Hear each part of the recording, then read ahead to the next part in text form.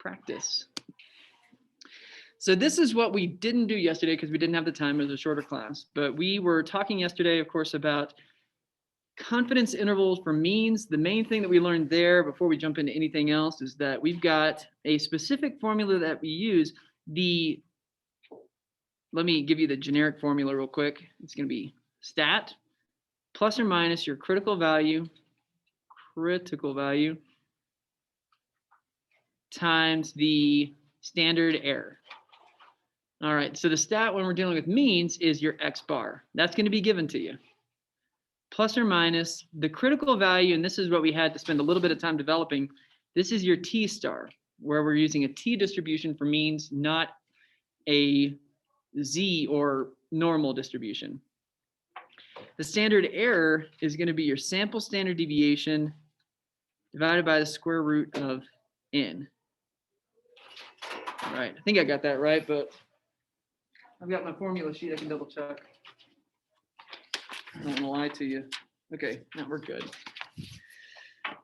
All right, so this is going to be essentially what our calculation is, but it's not that simple. We don't just do a calculation, say, here's the answer, and move forward. We need to set up and lay out all the information that matters.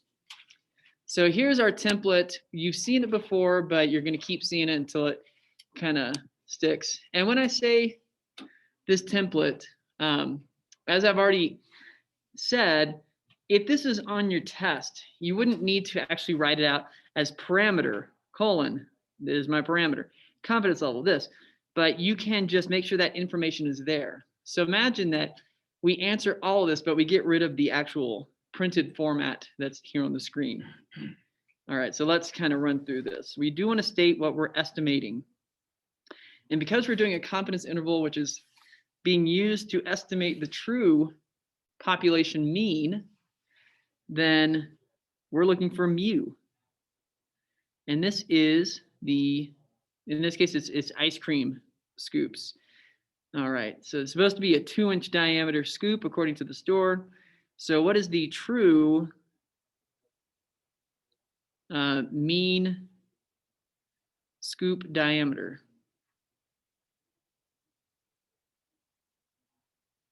This is not easy to write with this and make it look like real words. Okay. So that's what we're looking for. And we can provide more context. True mean scoop diameter at this store. All right, so I'm being a little bit lazy. Confidence level here is 90%. So we're getting it going. We want to identify the appropriate inference method and check conditions. The appropriate inference method here is going to be the one sample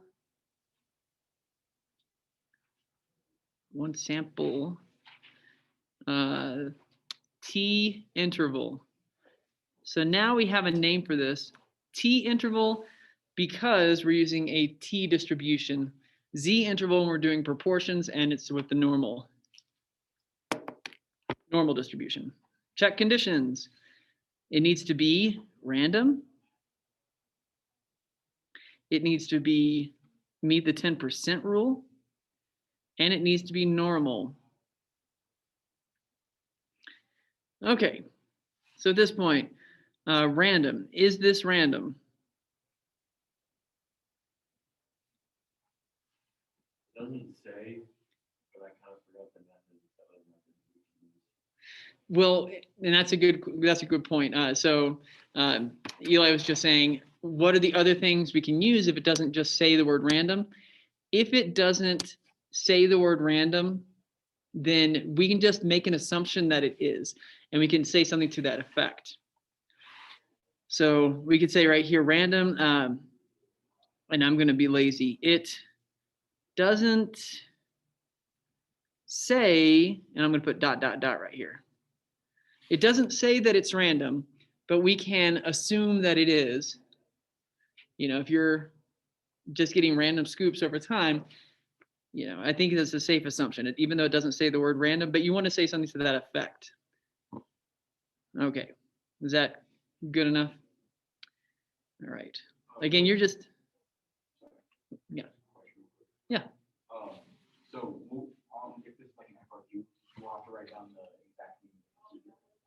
You will need to indicate the name of the procedure. If you don't get it, if you don't remember the name, just describe the procedure. It's like, I'm going to create a confidence interval for means with one mean. And that's more words. It's like the mean one and then p hat one. Yeah. And I'll put more of. Yeah. As long as you can describe it, that's totally fine. 10%. We got 45 scoops. How does that compare to the population? I think it's less than 10%. So we can say 45 scoops. Scoops is less than, less than N. Capital N means the population. Lowercase n is your sample size. But, again, you could phrase that in a full sentence. And again, maybe I'm not the best example here. I'm being a little bit lazy with how I do some of this. All right. So is it normal? How do we check for normality? Does anyone remember some of the rules? No.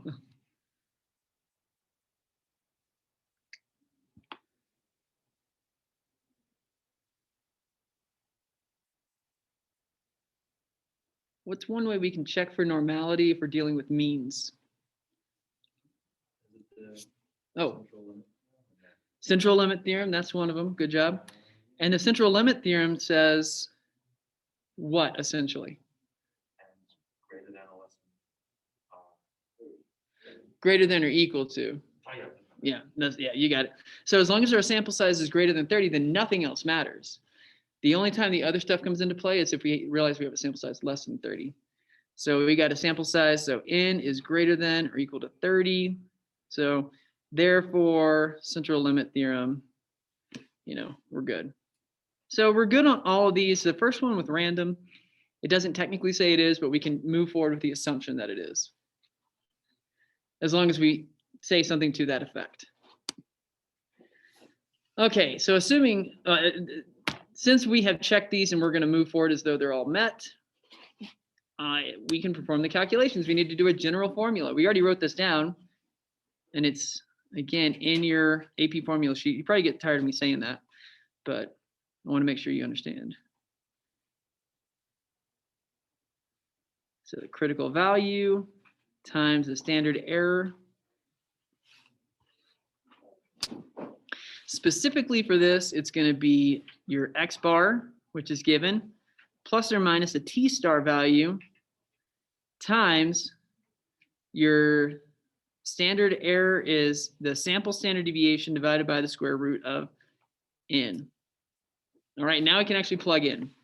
We're going to come to the T star last because that's going to be one that changes based on our sample size. X bar is, what is it? We found it here. There it is. Sample mean of 1.95 inches. So you got 1.95 plus or minus. I'm going to leave a blank for T star right here. S is given up here. Sample standard deviation is 0.11 divided by the standard, divided by the sample size, I'm sorry, square root of 45. And now the T star, and this is one that, now we need to think about this because we looked at the diagram yesterday, and what we do is we find what's the degrees of freedom. So let's actually answer that first. So what's the degrees of freedom for this particular problem? What is it? 44, yeah, sorry. So it's just gonna be your 45 minus 1, 44, yeah. Now, if we look at our table B, you probably realize pretty quickly that there is no 44. And here's where I want to mention two things. One, we can make this work, and I'll show you how.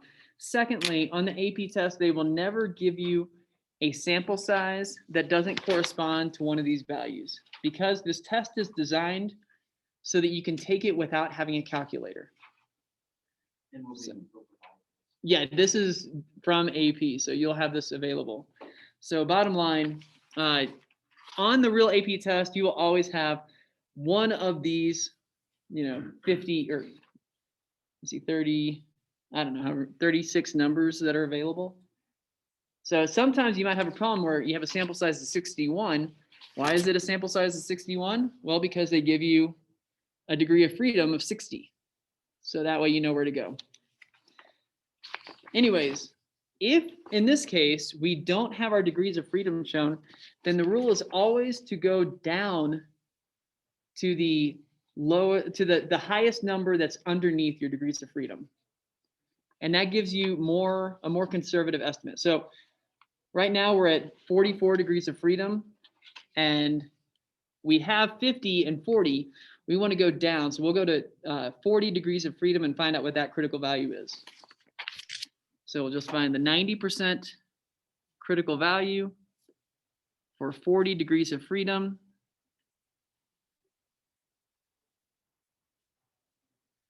And I'll pause right there.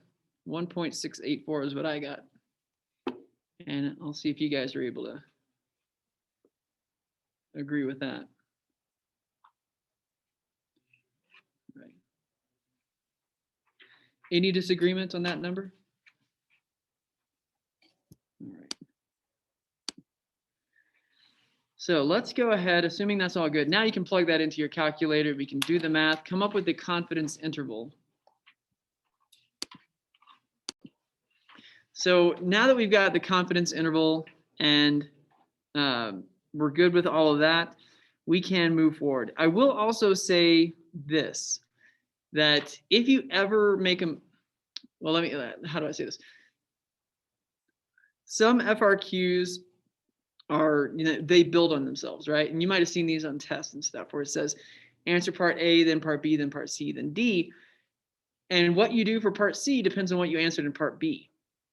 And the way it works, luckily, is if you do not know how to do part B, but your answer, you need it in order to do part C, you can make something up as your answer.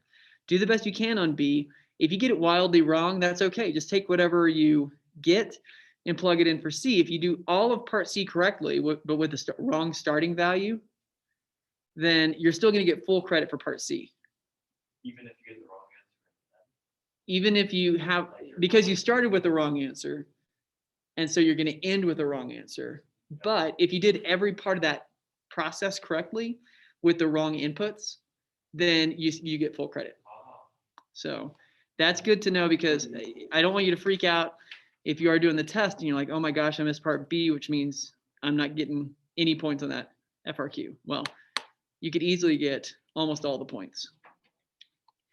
Okay, so that's good to know.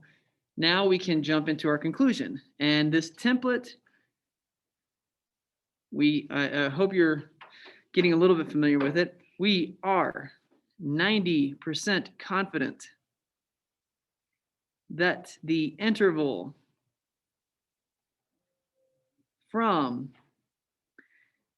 1.922 to 1.978 captures the true mean scoop diameter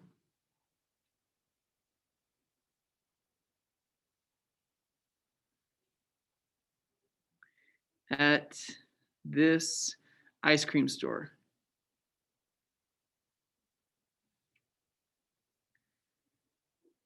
All right.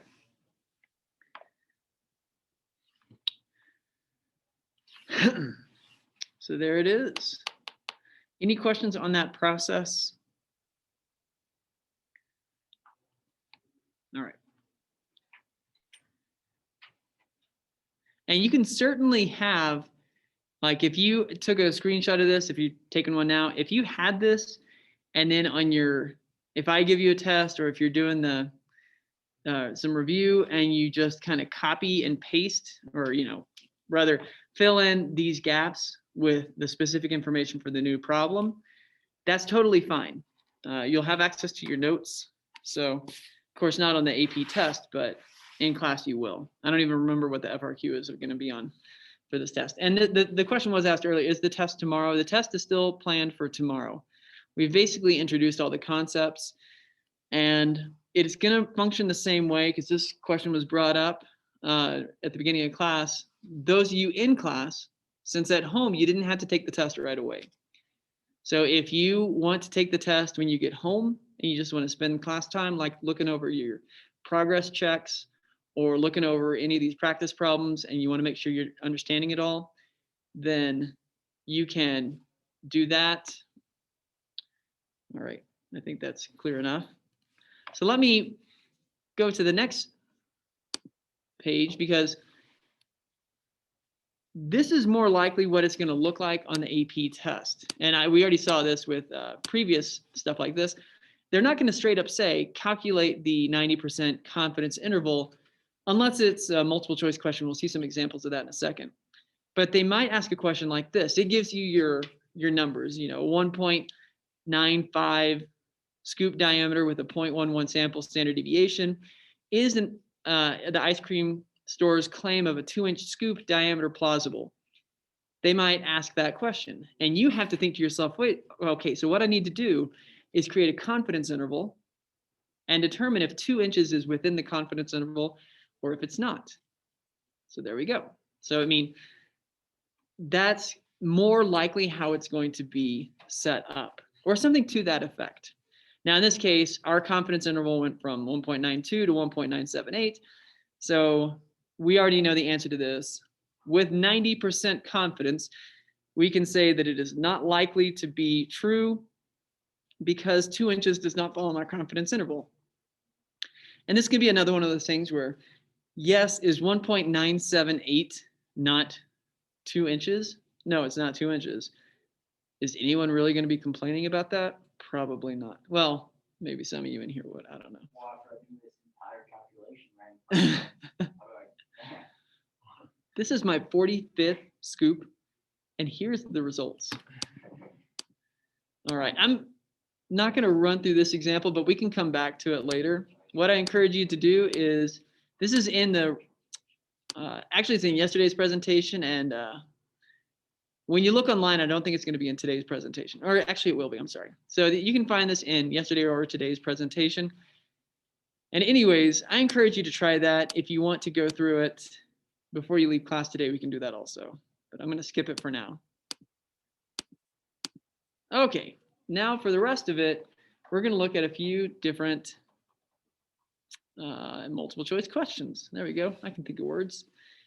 So some of these are conceptual ones, and some of these are where it's just straightforward, plug in the numbers using the correct formula. And let's just see what we might find. So a 99% one sample Z interval for a proportion will be created from the point estimate obtained from each of 2 random samples selected from the same population, sample R and sample S. Let R represent a random sample of size 1,000 and S represent a sample size of 4,000. If the point estimate obtained from R is equal to the point estimate obtained from S, which of the following must be true about the respective margins of error constructed from those samples? That's a lot of reading. I'll honestly admit that I spaced out in the middle of reading that. So you might have to read these questions a couple times in order to understand how the words fit together to form a coherent thought. All right. So I will say essentially what they're saying is, how does the margin of error change when you go from a sample size of 1,000 to a sample size of 4,000, assuming all else stays the same? And our margin of error is always your critical value times your standard error. And this is with proportions. All right. And we're assuming that everything else is the same. So if we had a 95% confidence interval, then it is the same for both. So if I have a margin of error for 1,000, that's supposed to be a 1,000 right there, and a margin of error for 4,000, then we can figure out how this is different. All right, so specifically we've got square root. I'm only going to focus on the standard error because the critical values are going to be the same essentially, so they wash out. P hat is going to be essentially the same. So the only difference is the sample size. So I've got 4,000 right here. And I will erase this. And I will have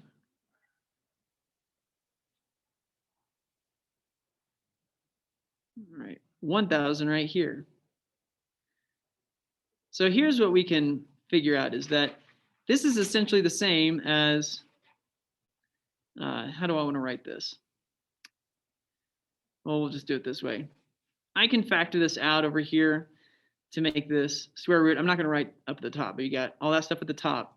And this is the square root of 4 times 1,000. And then whenever I take the square root of the bottom and I pull that out, that is the square.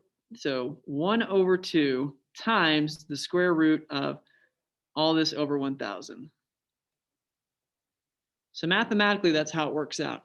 So we have a sample size of 4,000 is going to be half as big of a margin of error as the sample size of 1,000. Does that make sense mathematically, how we got that? I'm not seeing like ecstatic yeses, like you totally understood it. Why is it 1/2? When you take the square root of 4, that's just 2. So you can kind of pull that out of the radical. And it is essentially 1 over 4 times the rest of your standard error. Yeah. And so when you take the square root of 1/4, you get 1/2.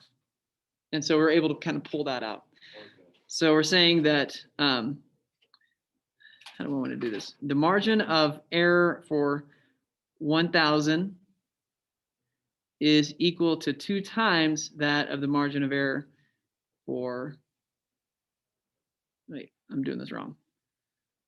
See, this is why you shouldn't trust me with doing math. All right, the margin of error for 4,000. So 2 of the margin of errors for 4,000 equals 1 of the margin of errors for 1,000. Was that less confusing or more confusing? Okay. Now, of course, we need to put this back into the context. It was S had a sample size of 4,000. So I'll do it this way. 2 times the margin of error for S is equal to the margin of error for R. Okay, so let's see if we can find the answer for that. The margin, okay, not 4 times, not equal. So it's going to be one of these two, B or E. The margin of error for S will be 2 times the margin of error for R. The margin of error for R will be 2 times the margin of error for S. Looks like this one's correct.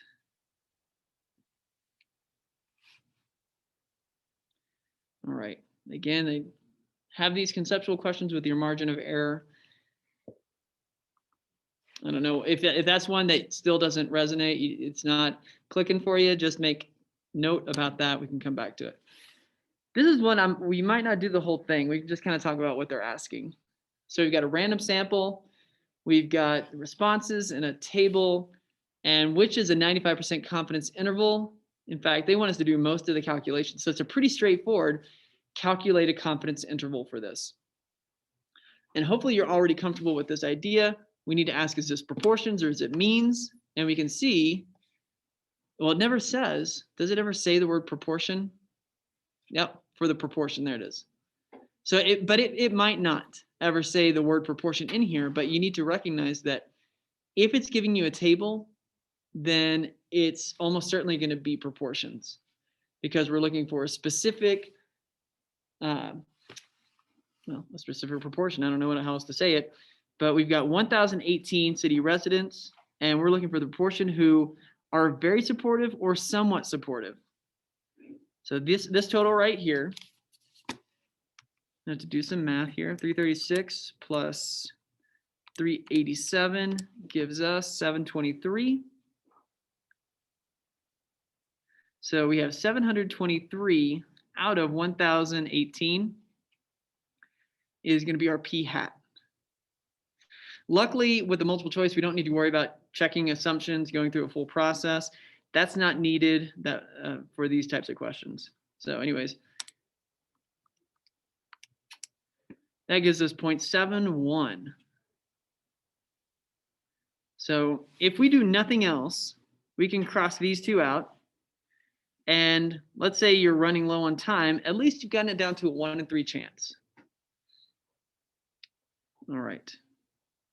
But of course we can do better than that. We've got the time. You guys know what you're doing. So at this point, we need to remember that it's going to be p hat plus or minus our critical value, which is z star, times our standard error, which is p hat times 1 minus p hat all over n. All right, so if we plug stuff in here, it's going to be 0.71 plus or minus our z star for 95% we know is 1.96. Luckily, this one doesn't change. We don't need to check our row. We're just looking at the very last row of our table B. And then it's going to be 0.71 times 0.29, all divided by 1,018. And I'm going to stop us there, okay? We can do that math. We can figure out which of these three is correct. But are there questions on where we came up with that, how the numbers were plugged in? Okay. Again, I know we only introduced this a few days ago, but it only takes a few examples until it's like, it's just the same thing over and over. It's pretty straightforward. All right, and here, same thing. Now we're dealing with means. So one thing to keep in mind is that they give us all the numbers. I'm going to kind of skip over this a little bit, except that we are looking at means. And you can see the word, sorry, I didn't mean to skip forward. You can see the word mean a lot of places throughout this. It never says proportion anywhere. So if there's any doubt, there you go. But another way you can know for sure is that, notice right here, 1.5 kilograms per meter squared. If it's proportions, it's always going to be between 0 and 1. So if they're giving you numbers like 1.5 kilograms per meter squared, you know it's means. So we're just trying to figure out which calculation is correct. And since we're dealing with means, we know we're not going to be dealing with a 1.96 z-score because we're dealing with a t star. I'm not going to fill in anything for this except that we're going to have x bar plus or minus t star times s over the square root of n. And knowing that formula, I can cross these two out because we're not going to have a 1.96 critical value. And luckily, with the remaining three, they're all the same, so I don't really need to double check that. But the only one that seems to, like this one we can rule out because it's not going to be a square root on the top. And basically now we just need to decide between these two, and we can do it because it tells us that the sample size was 9 plots. The square root of 9 is 3. So there's our answer. I didn't even really need to plug stuff in. So with multiple choice, just use your context and look at the answers to figure out which ones can I rule out quickly and narrow it down. This is one actually asking you to come up with the entire confidence interval. So this requires the full process, not like writing down the template, but you will have to go through the process. And I will skip this one for now. I'm going to look at it real quick, see if there's anything different about this. But okay, here's one thing that's worth pointing out. We have a sample size of 16. So if this was an FRQ, we'd have to justify why it's okay to do the one sample t interval because it doesn't meet the central limit theorem. So you'd have to come up with some kind of a justification for why we can assume this is approximately normal. Okay. But notice here, it saves you some time. It says, assuming all conditions for inference were met. You're going to see that phrase a lot. So assuming it's all good to go and all three conditions are met, what's the 90% confidence interval? I will skip it from there, but we can come back to it if you do want to go through the full process. You can see a lot of these, it's kind of the same thing. So it gives you a proportion right there. And so we know we're dealing with a confidence interval, and it even uses the word proportion right there. So I don't know that we need to see that one. You got to make sure you're picking the right critical value. And here's a nice kind of tip. Look at your answer choices first before you start going through and plugging everything in. It gives you the same proportion every time. So you know that you're going to have, so that's not going to help you narrow it down. But it gives you a different critical value for a lot of these. So if you realize that you're using a 90% confidence level, well, just a quick glance tells me that's 1.645. Because it's for proportions, I look at the bottom row, 90%. So that lets me rule out 3 of my answers. And now I just need to decide between these two. So I said I was going to skip this one. I'm not skipping it because honestly, it's easy to pick the right one from here. Which one is it, B or E?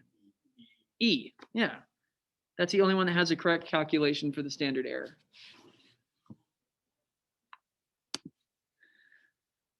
Okay. Now we've got a table with some values for 2 different samples. Which of the following could explain why the margin of error of sample A, why is this margin of error for sample A greater than the margin of error for sample B? And it is worth your time to go ahead and write down the calculation. T star times S over the square root of N. If the margin of error is, or what makes a margin of error go up? It's whenever your sample size is low. So as your sample size increases, your margin of error decreases. As the sample standard deviation goes up, your margin of error is directly proportional, so it's going to go up. And as your T star, let me say it this way, as your critical value, no, that's not what I wanted to say either. As your confidence level, I can't get this right. As your confidence level goes up, your margin of error goes up also.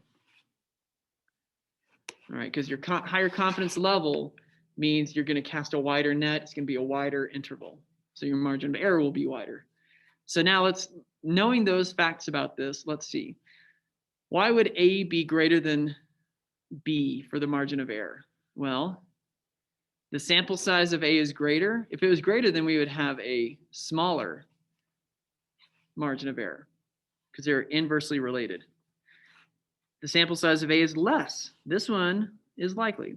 Sample size of A is equal. Well, then they should have, their standard deviations are a little different, except that A has a smaller standard deviation, so it should be smaller. Okay, the mean of sample A is greater than the mean. We do not use the mean in our calculation for margin of error. Standard deviation of sample A is less than the standard deviation of sample B. If that's true, and it is, but again, sample A should have a smaller margin of error because of that fact. So the only one that looks good is B. Wait, why isn't it E? Yeah, keep in mind because, and I'm looking at this just as a fraction, right? And anything in the numerator is directly proportional to your result, meaning that as your numerator gets bigger, your margin of error gets bigger. Anything in the denominator is inversely related. As your denominator gets bigger, your margin of error gets smaller. And I don't know if that was helpful to say, but essentially, But isn't the standard deviation in the numerator? So Yeah, so it's bigger. we're trying to figure out why margin of error for A is greater than for B. And so if the standard deviation of A is less than B, then all the other things being equal, A should have a smaller margin of error. That's Okay. Sometimes things can get so wordy that. No, I just didn't see that what the top question was about, like what could explain why the margin of error for sample A is greater. I just thought we were trying to figure out which statements were true. Gotcha. Yeah. Okay, no. Well, that makes sense. That is a true statement. It's just not, doesn't explain the question. All right. You'll notice a lot of these deal with proportions. For whatever reason, AP test really highly weights the proportions, and thankfully, I think the proportions are slightly easier to work with anyway, but you can decide for yourself which one you find easier.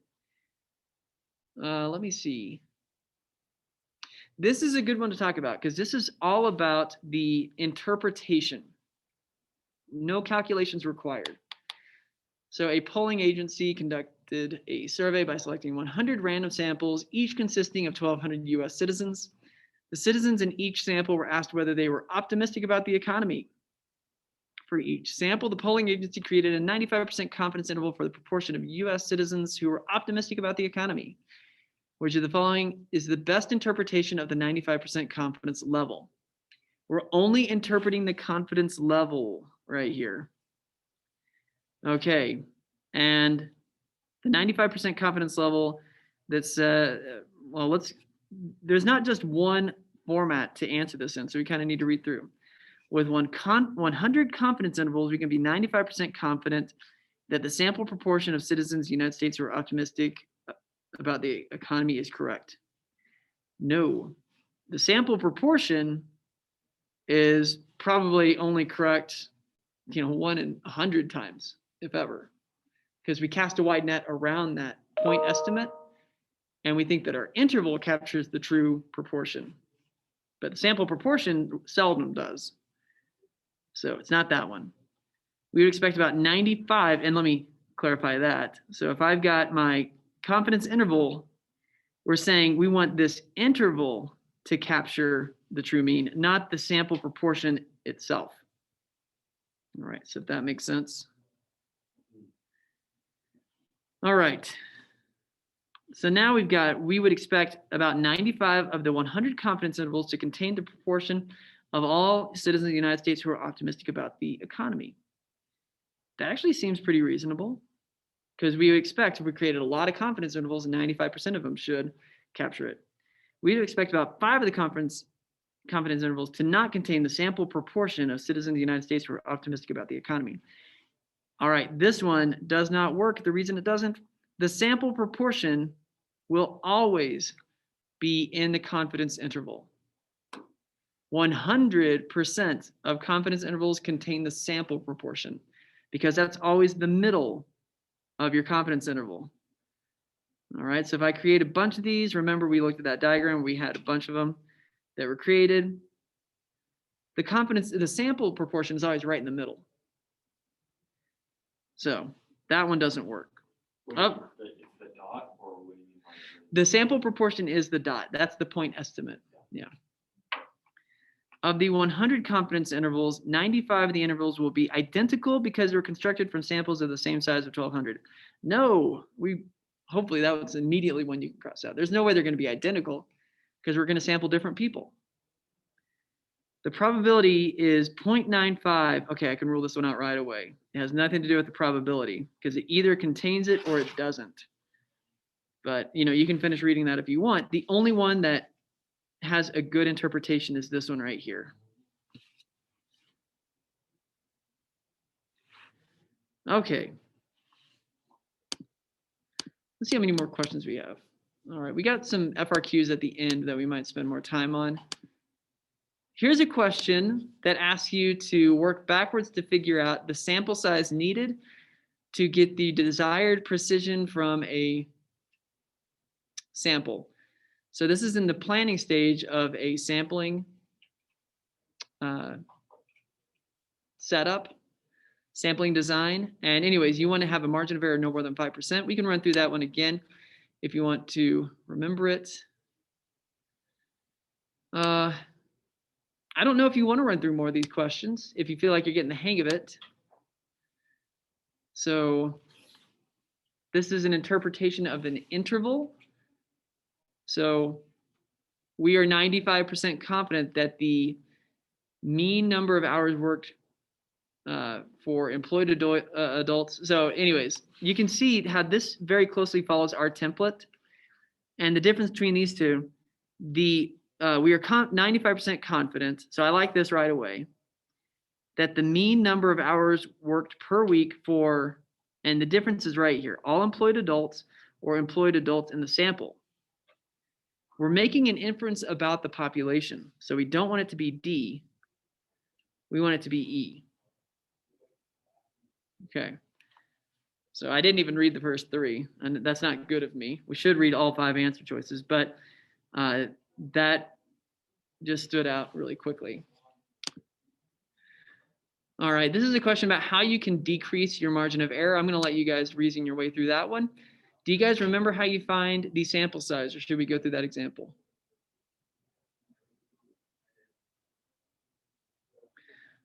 I don't see any reaction. I'm going to assume. We go through it. Okay, we will go through it. No problem here. So the margin of error calculation for proportions is going to be Z star times the square root of P hat times 1 minus P hat all over N. And this is just that second part of your confidence interval calculation. So the margin of error that we're looking for is for it not to exceed 5%. So this is our margin of error that we desire. It's a 90% confidence level, which I have my reference over here to my side. So that's a Z star of 1.645. Now, here is where we're looking at this to see if they have any kind of estimate to give us for the P hat. And I don't see one given. This 5%, 90% don't relate to P hat. Okay, so in the absence of that, what value do we pick? 0.5, that's it. So 0.5, 0.5, N is the unknown, that's what we're solving for. So there we go, I can start doing my math. So I'm going to divide both sides by 1.645.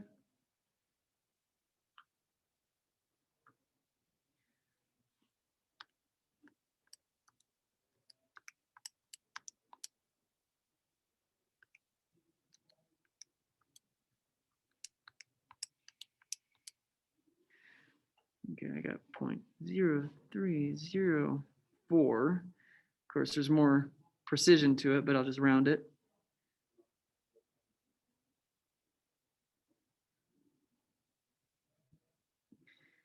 If I square it from there, I get 9.24 times 10 to the negative 4th. I know you guys don't need to watch me do this, but just in case your math doesn't work out, we can make sense of it.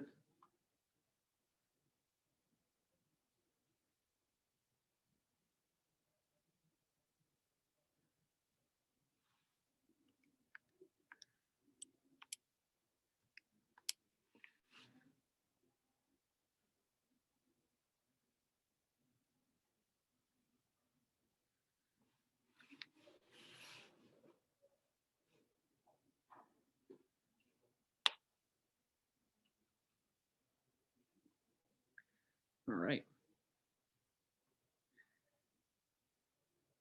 So if you're able to follow along with the math through all that, we can see the answer pretty obviously. There it is. Now, I will point out that I've seen questions like this that says, well, this one actually says it, which is closest to the minimum number of consumers. So imagine that this was not an answer choice and they only give you 4 answer choices. What would our answer be now? Nope.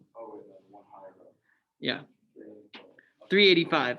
Now, that would be a weird thing if they only gave you those 4 answers and it wasn't really that close, but I have seen things similar to it where it doesn't give you the number that you calculated exactly, but it's a little bit higher than that. I would just think I've gone wrong. Yeah. Yeah.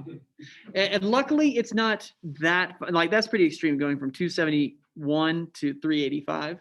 But imagine that it gave you, and normally like, imagine this is 140, 270, 300, Oh, man. 330, and 400, something like that. So, they give you like these nice rounded numbers. None of them are exactly right. But the minimum, of course, in this case, we'd have to go to 300. Yeah, because 270 would technically exceed a 0.05 margin of error. Yeah. I don't think they really try and trick you that bad, but they will give you questions in that vein. Okay. And now we can kind of jump forward and look at, yeah, this is a good FRQ. Let's look at just the second one. I did have another FRQ right here, but we can, again, with all this stuff, if you look through this presentation tonight and you look at these FRQs and the other practice problem that we didn't do or anything else, if you want to go through them tomorrow, we can. But this one right here, maybe we don't even go through the full thing. All right, just so I don't keep you here. But straight up, it says in the first one, construct and interpret a 99% confidence interval for the mean. You can read from there. So when you do this, this is where you would need to show, here is my parameter of interest. So there's my parameter I'm looking for. Here's my confidence level that I'm going to use. I'm going to use this particular inference test. I'm going to check my conditions. And then I'm going to do the calculations. And here's my generic formula. So put GF for generic formula, specific formula where I substitute in the specific values for means. And that's what this is means. And then I can do my calculations, whatever, and then you need a conclusion. All right, so that's really the format. It does not have to look like we make it look before, but you need to include this information in an easy way to find all the information, if that made sense.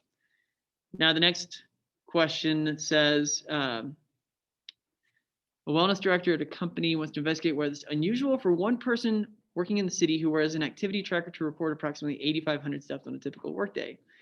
Is it appropriate to use a confidence interval found in Part A to conduct the investigation? This is a little different. Okay, so we'll go through this one conceptually. Let's say you come up with your confidence interval up here. We're looking for the average number of steps. This came from a sample size of 61 people. And notice there's that 61. It's 61 so that we have a degree of freedom of 60 right here. Now, is it appropriate to use this confidence interval to find out if an individual might walk 8,500 steps? And this is where conceptually we can say it is not appropriate, because this confidence interval that we created, so whatever the lower bound up to the upper bound, that is based on a sample of 61 people, and the sample mean for 61 people should fall within that range. But an individual can easily fall out of that range. Imagine looking at a population of people who walk. There are going to be people at 8,500 and lower, people at like 15,000 steps greater or greater. And that means that using a confidence interval to estimate if one person might be outside of that bound is not appropriate. This is used to estimate the true population mean. The population mean, not an individual result. So that's universal. That's universal. Yeah. So that's what we could say to that effect. And that is some conceptual stuff we haven't really talked about yet. So it's worth going over it. Did that make sense? Any questions on what I was just talking about there?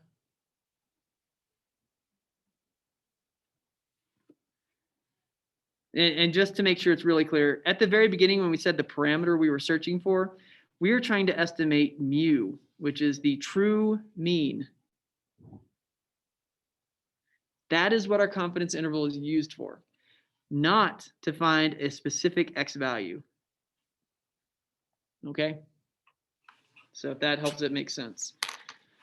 All right, and on that front, I don't add any new homework for you, but I do highly recommend that you look at your review materials. That includes the progress checks, that includes the homework that I have previously assigned, and includes this presentation. Are there any of the problems that we didn't go over? So I've talked enough, and you can get yourself ready in whatever way is appropriate. Have yourself a wonderful day. If you have any questions, stick around. Otherwise, I will see you tomorrow.